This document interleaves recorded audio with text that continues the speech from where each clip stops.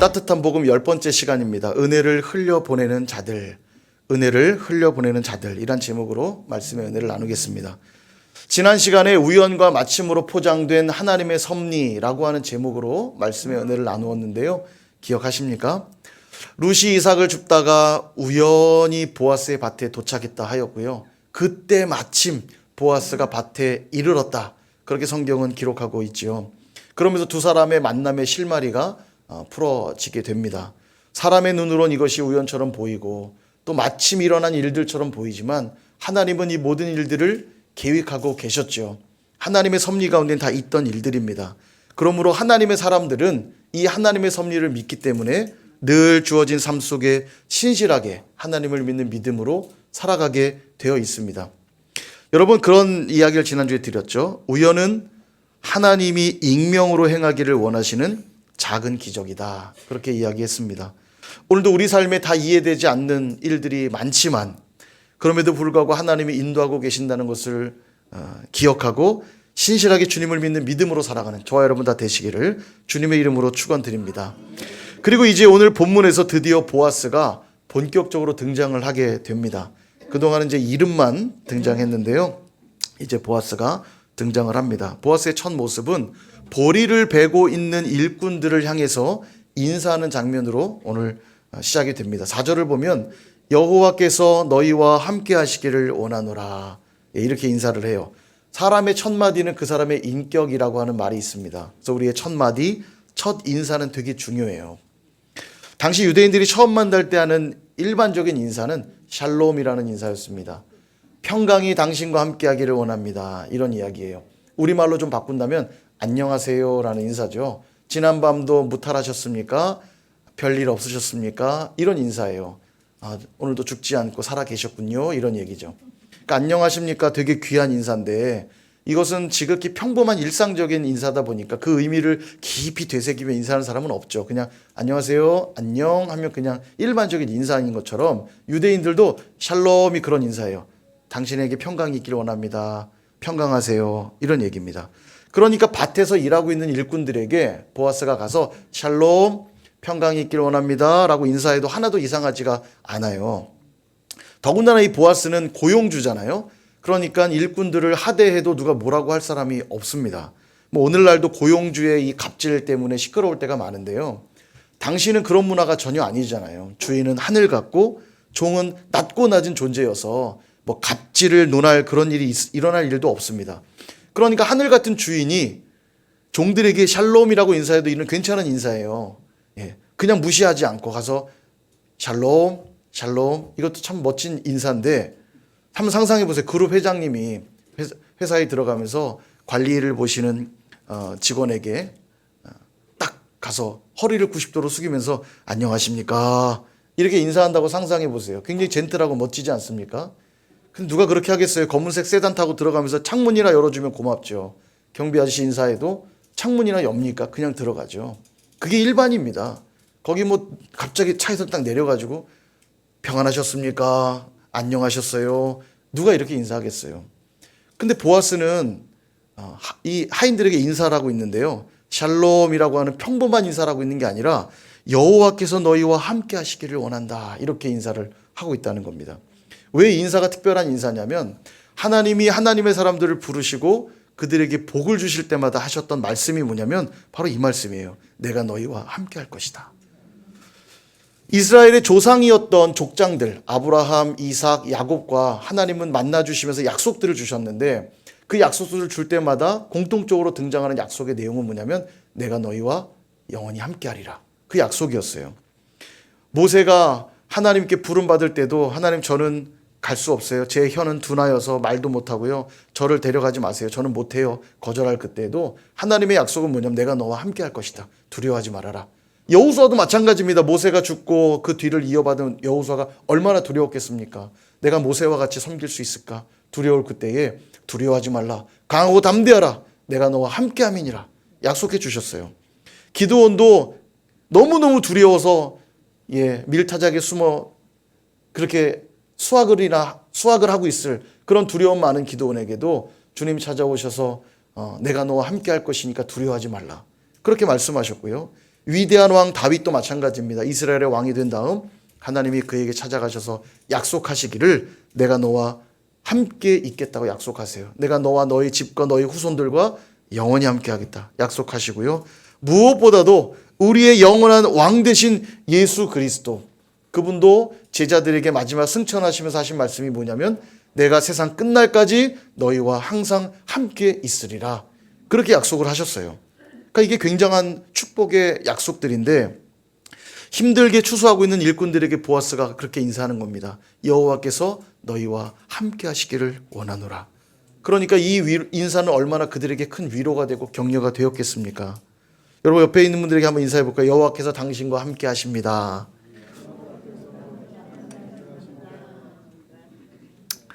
예, 이게 바로 보아스의 인격이에요. 보아스의 인격이 참 대단하다는 생각이 듭니다. 근데 이뿐만이 아닙니다. 이삭을 줍고 있는 룻을 발견한 보아스가요, 사환에게 물어봅니다. 이는 누구의 소녀이냐? 이렇게 물어봐요. 그러니까 아직 보아스는 룻을 알지 못하는 상태인데요. 오늘 읽은 본문은 아닌데 그 뒤에 보면 이런 얘기가 나와요. 룻과 인사를 나눈 이후에 보아스가 너가 남편을 잃었고 또 시어머니를 잘 봉양했으며 고국을 버리고 이 땅에 왔다는 소식을 내가 들었다, 이런 말을 해요. 그러니까 이미 그 지역에 소문은 많이 났던 것 같아요. 왜냐하면 나오미가 엘리멜렉의 부인이잖아요. 엘리멜렉은 나름 유력했던 자입니다. 근데 그랬던 풍족한 가운데 나갔던 그녀가 남편 잃고 두 아들 잃고 돌아왔는데 웬 모함 며느리를 데리고 왔더라. 그게 동네 소문이 다 났겠죠. 그러니까 아마 이 소식은 많은 사람들이 알고 있었을 겁니다. 그러나 이 소식을 들었다고 해서 룻을 아는 건 아니죠. 룻이 누군지 모르는 사람이 많았을 텐데 아마 보아스도 룻이 누군지는 정확히 몰랐던 것 같아요. 소문은 들었는데. 그러니까 이제 묻습니다. 그는 누구의 소녀이냐? 이렇게 물어봐요. 여러분, 이 이삭을 줍고 있다라는 것은요, 그 신분이 대단한 집안 훌륭한 사람은 아닙니다. 이삭은 항상 가난하고 어려운 자들이 줍도록 배려한 것이거든요. 그러니까 가난한 집의 소생이거나 이방인이거나 나그네거나 혹은 어떤 집안의 종일 수 있어요. 이게 일종의 구걸행위라고 그랬잖아요. 그냥 심심할 때 나가 줍는 게 아니고 먹고 살 것이 없는 자들에게 베푸는 은혜가 이삭 줍는 일이었어요.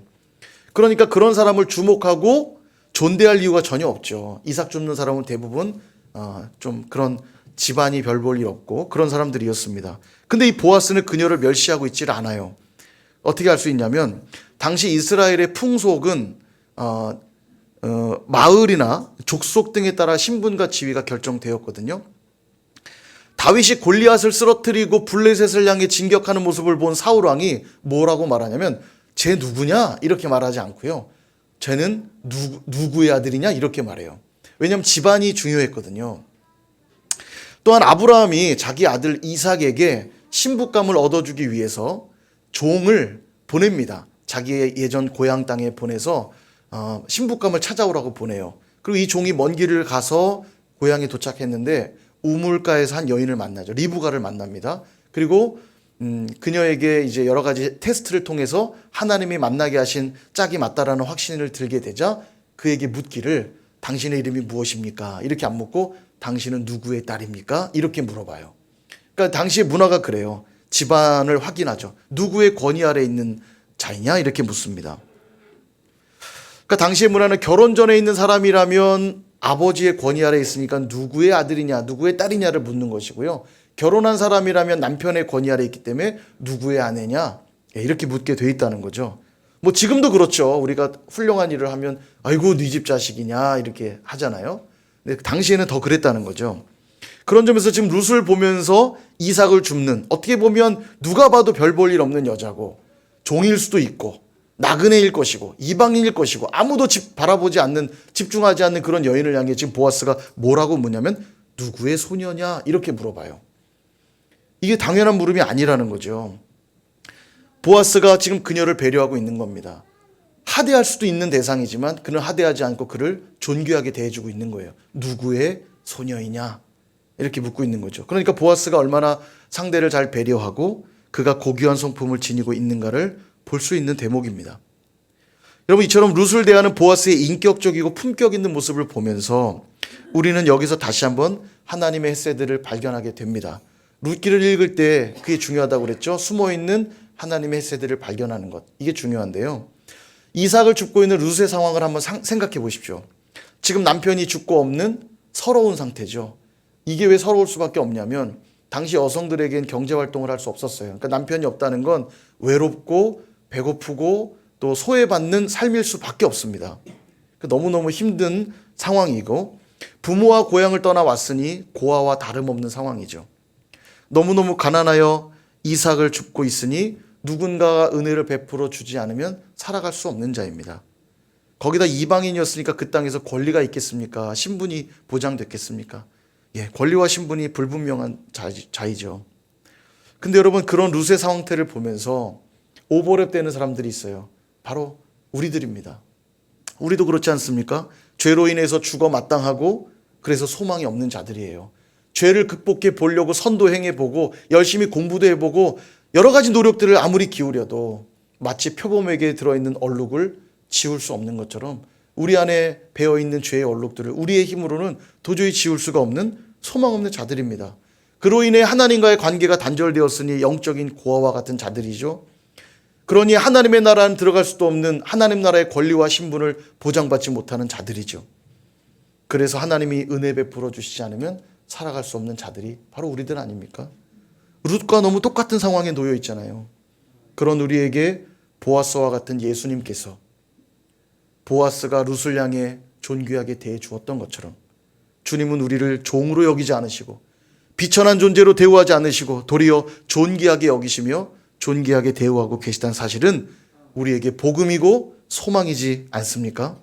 더 나아가 기업이 전혀 없는 우리에게 우리의 남편이 되어주셔서 우리의 기업을 물러주심으로 영원한 소망을 갖게 하셨다라는 거예요. 그러니까 여기에 우리 하나님의 세대를 발견하게 되는 거죠. 오늘 여러 가지 상황들이 우리를 낙심케 하는 상황 가운데 혹시 계십니까? 여러 가지 문제들이 나를 비천하게 하고 있습니까? 여러분 절망하지 마십시오. 보아스와 같은 예수님께서 오늘도 저와 여러분에게 찾아오셔서 새 소망으로 우리를 위로하시고 격려하실 줄로 믿습니다. 근데 여기서 또 한 사람 주목할 필요가 있는데요. 바로 보아스와 대화를 하고 있던 사환입니다. 5절에 보니까 보아스가 아까 질문했죠. 이는 누구의 소녀이냐? 질문을 하자 이 질문을 받은 사환이 대답을 하는데요. 사환은 누구냐면 종과 주인을 연결하는 사람입니다. 일종의 그 노가다 판에 가면 십장이라고 하는 분들이 있잖아요. 그러니까 가운데서 노동자와 또 고용주의 가운데에서 봉급을 주기도 하고 또 일꾼들을 대표해서 주인에게 보고하기도 하는 존재가 사환이에요. 가운데서 그 역할을 중재하는 역할을 하는 거죠. 이 사환이 이는 누구의 소녀냐라고 하는 질문을 듣고는 뭐라고 답을 하냐면 6절에 보니까 베는 자를 거느린 사환이 대답하여 이르되 이는 나오미와 함께 모압 지방에서 돌아온 모압 소녀인데 이렇게 답하죠. 나오미와 함께 모압에서 돌아온 모압 소녀입니다. 이렇게 답을 해요. 여러분 질문 하나 해보겠습니다. 이 사환은 룻에 대해서 어떻게 이렇게 자세히 알고 있을까요? 아까도 말했지만 룻에 대한 소문들은 동네에 있었더라도 룻과 개인적 친분이 있는 게 아니라면 누가 룻인지는 모르잖아요. 룻이란 여자가 왔대, 모압 여자가 왔대, 소문은 있지만 누가 룻인지는 잘 모르죠. 근데 이 사환은 어떻게 룻에 대해서 알고 있을까요? 네.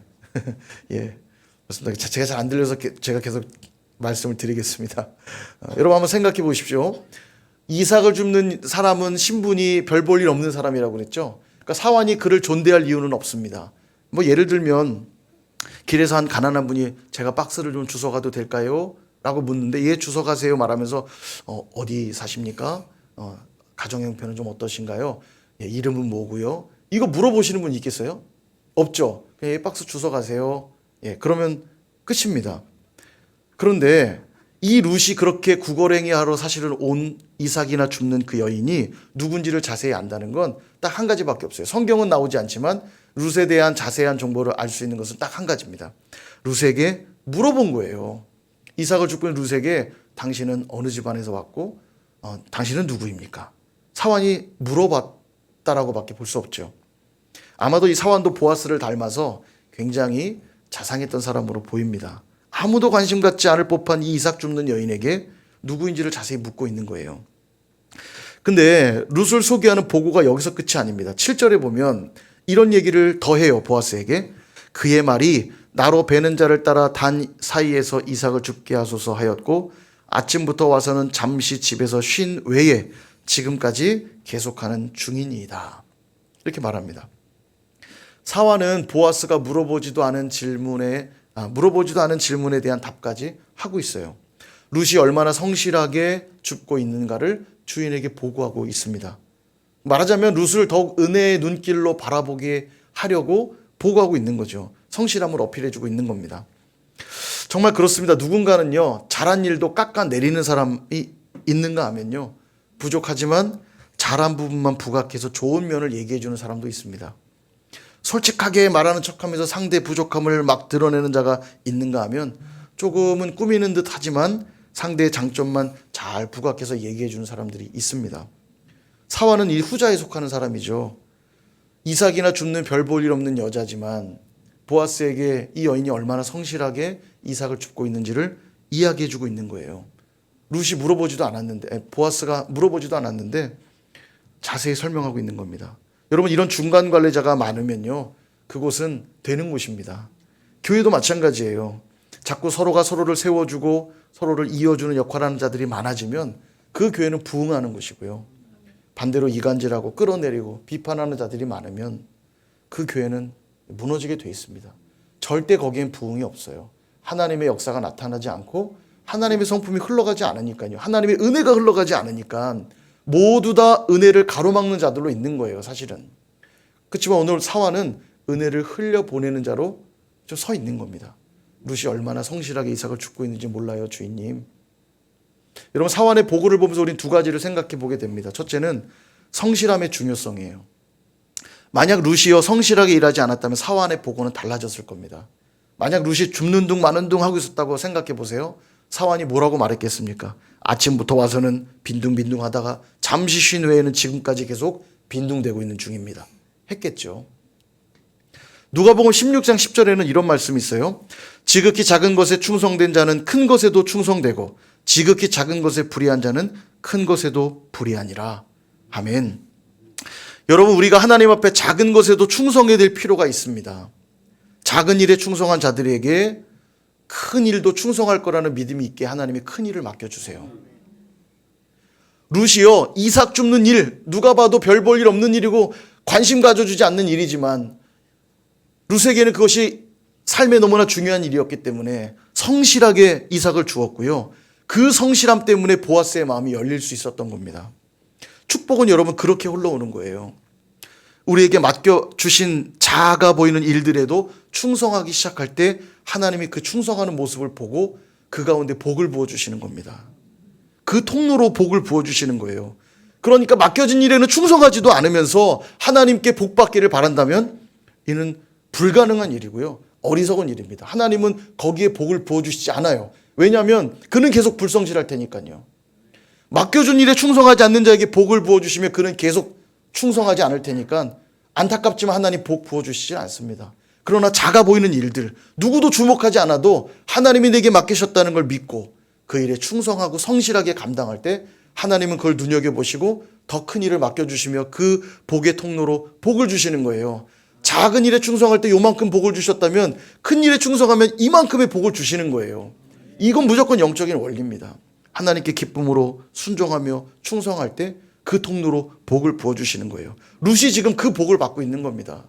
룻이 내가 이렇게 열심히 하면 주인이 나를 눈여겨볼 것이고 그러면 나는 이삭을 더 넉넉히 주울 것이고 혹시 나의 미모를 본 저 남자가 나보고 결혼하자고 할 수 있으니까 내가 오늘 열심히 주어야지.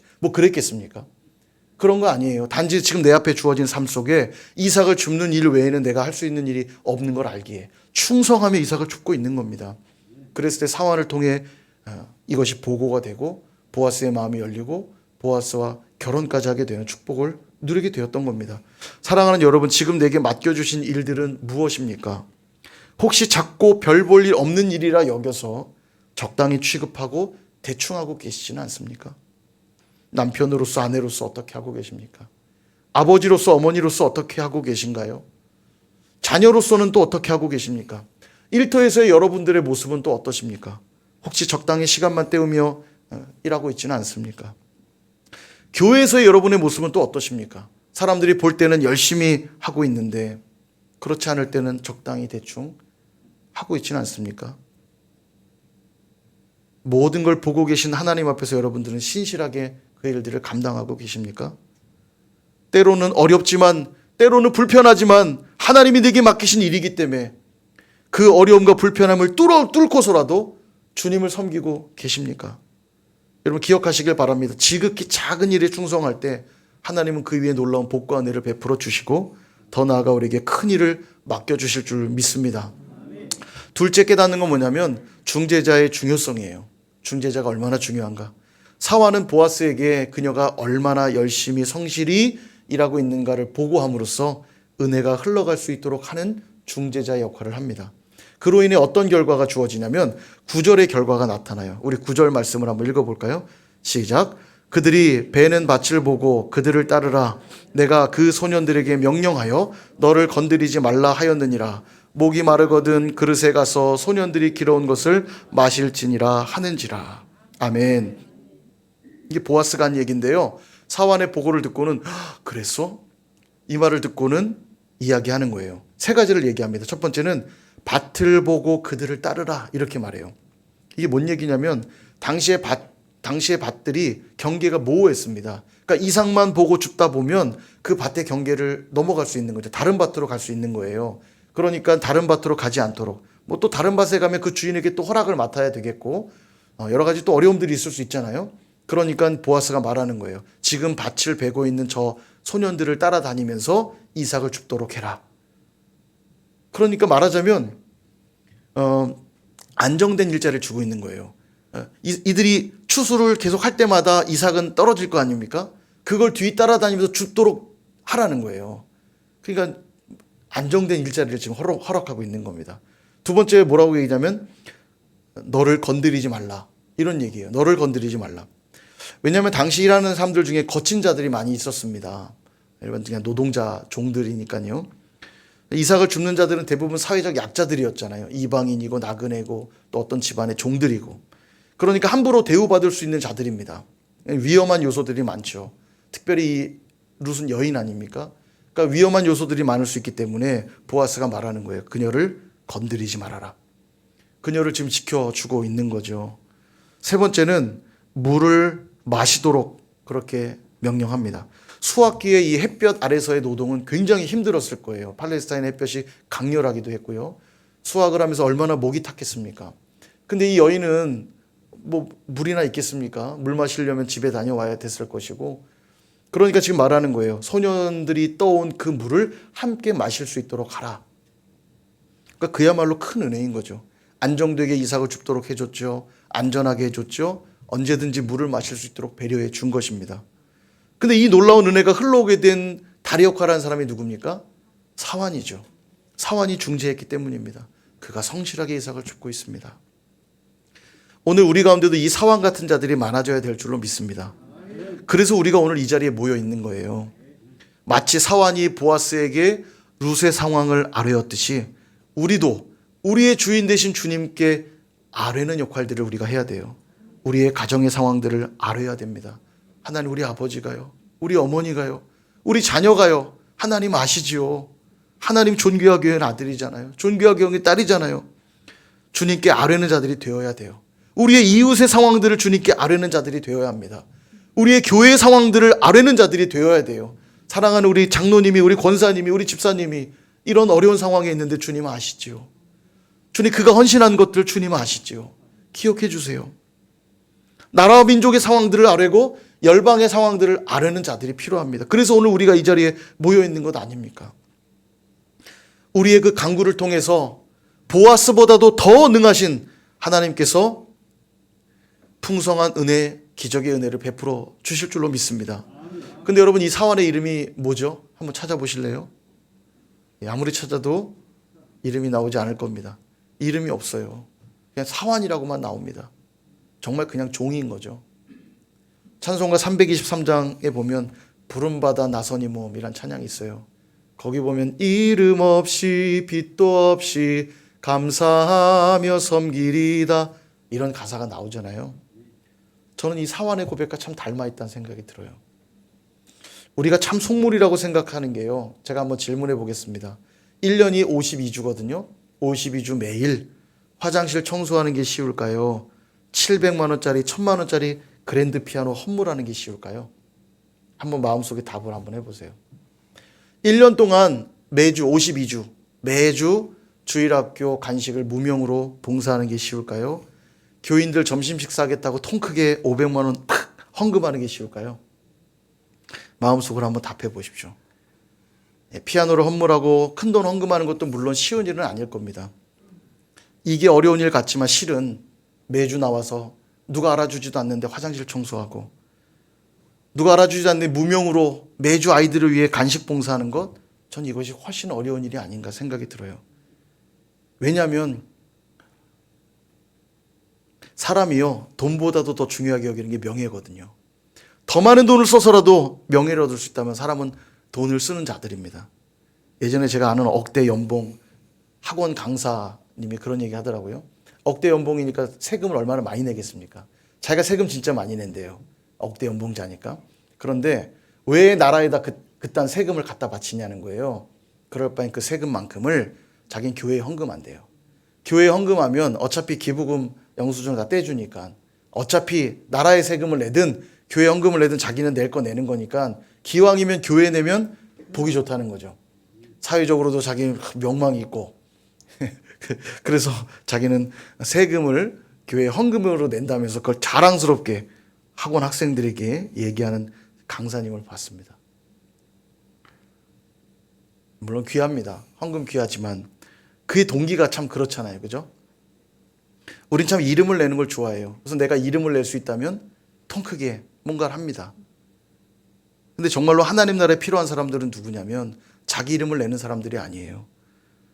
누가 알아주지 않지만 우리의 신랑 되신 예수 그리스도께 내 주변에 있는 우리의 가정들, 우리의 이웃들, 동료들, 사랑하는 교우들, 또 이 나라 민족과 열방을 그리스도의 신부들로 연결해 줄 수 있는 사환들.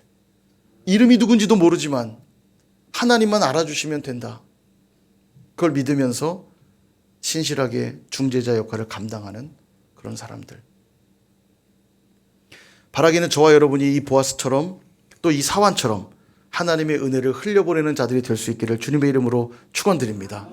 왜냐하면 우리 주님께서 먼저 그렇게 우리를 찾아와서 은혜를 흘려보내주셨기 때문입니다. 하나님께는 도저히 나아갈 수 없는 우리를 예수님이 중간에 딱 오셔서 중재해 주시는 거예요. 여러분, 오늘도 우리가 부족하고 형편없이 살아가는데도 하나님이 은혜 베풀어 주시는 이유가 뭡니까? 여러분이 뭐 잘한 구석이 있어서 그런 겁니까? 아니에요. 지금도 보좌 우편에서 하나님이 예수 그리스도께서 하나님께 중보하고 계시기 때문입니다. 하나님은 아시잖아요. 제가 피 흘려서 저들을 대신하여 죽으신 것 주님 아시잖아요. 저들을 불쌍히 여겨주십시오.